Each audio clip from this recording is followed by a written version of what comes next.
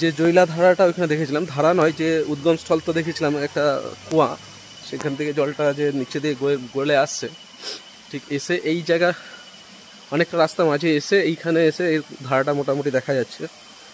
যদি এই জায়গাটার নাম বা এই ধারাটার নাম কিন্তু আর জৈলা ধারা বলছে না, এটা দুর্গা ধারা বলছে। এই যে স্রোতটা এসে নামছে এটা হচ্ছে দুর্গা ধারা, এবং ধারাই নদী হয়ে এটা নিচে চলে যাচ্ছে। সম্ভবত এটা গিয়ে নর্মদায় মিশছে, তাই তো? তবে হ্যাঁ, আলাদা একটা নদী রয়েছে। আচ্ছা আচ্ছা, নর্মদায় মিশছে না, আলাদা একটা ধারা হিসেবে চলে যাচ্ছে। তো এটা হচ্ছে একটা ঝর্ণার মতনের ব্যাপারটা আছে। যে ধারাটা বলছে দুর্গা ধারা, ওখানে নামও লেখা আছে, কিন্তু অ্যাকচুয়ালি যে জৈলা যে উদ্গমস্থল সেইখান থেকে এটা উঠে এসছে। খুব সরু তো একটা নদীর উৎস। আমরা তো এটা জৈলা দেখবো, আমরা সামনে আমাদের হোমরকণ্টকেরও নর্মদারও উৎস দেখবো, তবে এই জৈলা, সেটা জৈলা ধারা, সেটা আমি ওই নিচ থেকে উঠে এলাম। ওই নিচ থেকে এখানে যাচ্ছে ধারাটা, এখানে কিছুটা দূর পর্যন্ত হেঁটে যাওয়া যাবে, যাই ঠিক ততটা যাওয়া যাচ্ছে। এই যে একটা নদীর উৎস, একটা বৃহৎ বড় নদীর উৎসস্থল, ঠিক এইরকমই ছোট্ট একটা নালা থেকে উৎপত্তি হয়।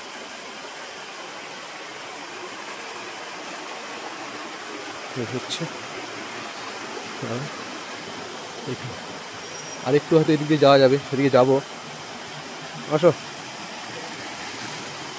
দেখা যাক কতটা যাওয়া যায়। হ্যাঁ আছি, যাবে, হ্যাঁ যাবে, হাতে পড়া আছে, দেখি কতটা যাবে।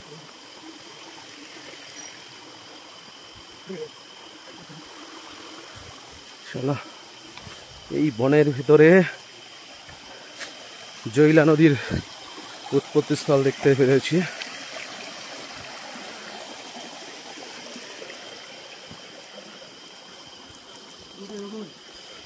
দেখা যাক কতটা যাওয়া যায়, চলো।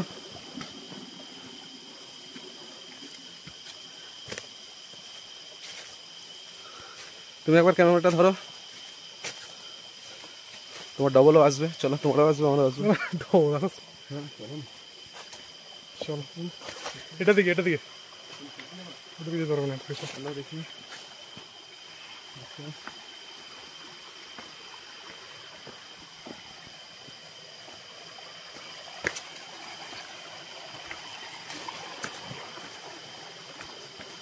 পুরোটাই পাথরে ভর্তি।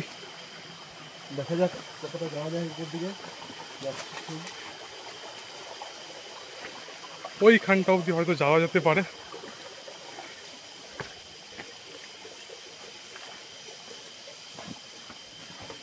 বন্যজন্তু থাকার সম্ভাবনা কি আছে? আছে, ভেতরের দিকে আছে।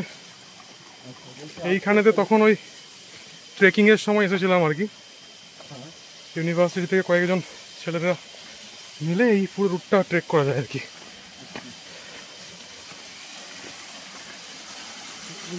না সাজ যাওয়া যাবে না, আর উপরে মনে হয় যাওয়া যাবে না, এই পর্যন্তই। আর মনে হয় উপরে যাওয়া যাবে না, দিকে চেষ্টা হলে হয়তো অন্য রাস্তা দিয়ে যাওয়া যেতে পারে, উপর দিয়ে, ওই উপর দিয়ে, হ্যাঁ উপর দিয়ে যাওয়া যাবে। চলো ওই এই যে পেছন দিক থেকে ওইটা দিয়ে উঠবো, ওইটা দিয়ে চলো দেখি। আগিয়ে গেছে রাকেশ ভাই, আমরা করে দেখি জঙ্গলের ভিতর দিয়ে নয়, স্রোতের উপর দিয়ে, ধারার উপর দিয়ে, স্রোত নয় ধারা, যে ধারাটা পাথরের কোল ঘেসে ঘেসে আমার পা জলে ঢুকবে গেছিলো। ঠিক আছে চলো, কোনো ব্যাপার নয়। পাথরের ফাঁক দিয়ে যে জলের ধারা বেয়ে জেলা আসছে, সেই রাস্তা ধরে আমরাও যাচ্ছি। দেখা যাক কত দূর যাওয়া যায়, জৈলা আমাদের কত দূর নিয়ে যেতে পারে, দেখা যাক।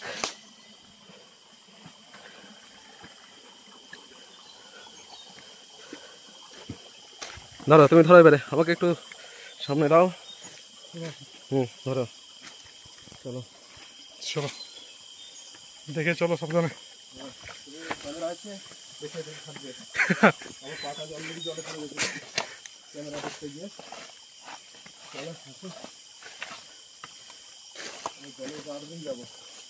আমরা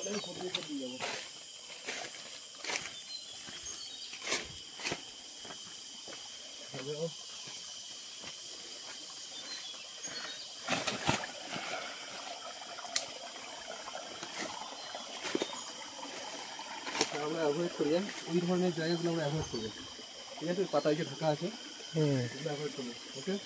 ঠিক আছে। পাথরের উপর দুপুর দিকে করবো।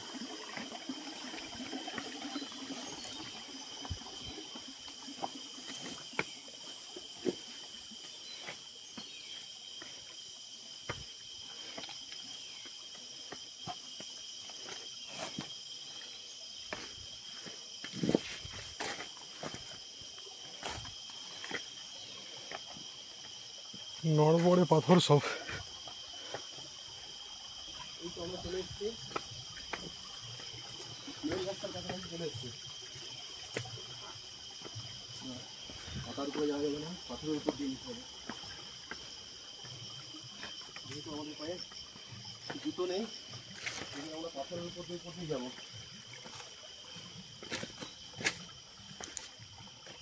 এই যে মানুষের পায়ের ছাপ, এদিক দিয়ে নিশ্চয়ই নেমেছে, এই দিক দিয়ে। আমারই কথা, এই সামনেই রাস্তা। এই তো এখানটা দিয়ে তো আমরা আসলাম গো, হ্যাঁ এই তো সামনেটা দিয়ে।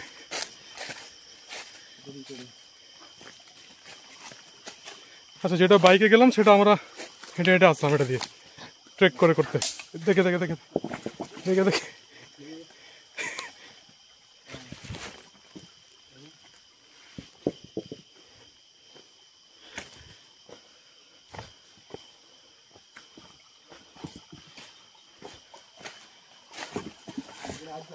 এখানে স্টপ করবো, আমরা এখানে স্টপ করবো, কারণ এই যে ব্রিজটা, এর উপর দিয়ে গাড়ি চলাচলের রাস্তা। কারণ আমরা এই রাস্তা দিয়ে ওইদিকে গিয়ে ওইখান থেকে দুর্গাধারা যেখানে শুরু হয়েছে সেইখান থেকে উঠে এলাম। এখানে এদিকে আর যাওয়ার কোনো মানে হয় না। এইরকমই ধারা আমরা বাইকে করে পেরিয়ে এলাম ওই পাশ দিয়ে। তো যে অ্যাডভেঞ্চার রাস্তা যেটা আমরা পেরিয়ে এলাম এই রাস্তা দিয়ে, ভিতর দিয়ে, তো আমরা আবার ওটা দিয়ে ফিরবো।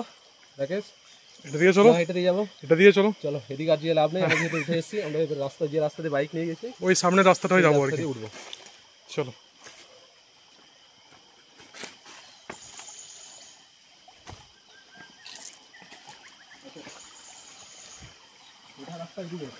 হ্যাঁ, সাইডটা দিকে ওটা। হ্যাঁ, চলো, এখানে কি রাস্তা আছে, রাস্তা বানিয়ে নিতে হবে আর কি। পাটা একটু ধুয়ে নিতে হবে। পরিষ্কার জল থেকে ধুয়ে নাও এটা। হ্যাঁ,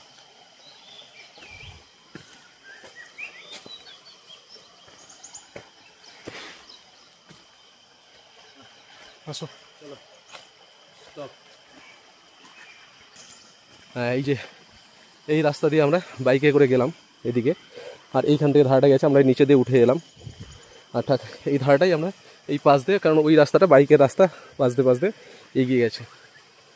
তো আজকের মতো আমরা এই ট্রেকিং এবং অ্যাডভেঞ্চারসপূর্ণ জৈলার ধারা থেকে ট্রেকিং করে উঠে এলাম।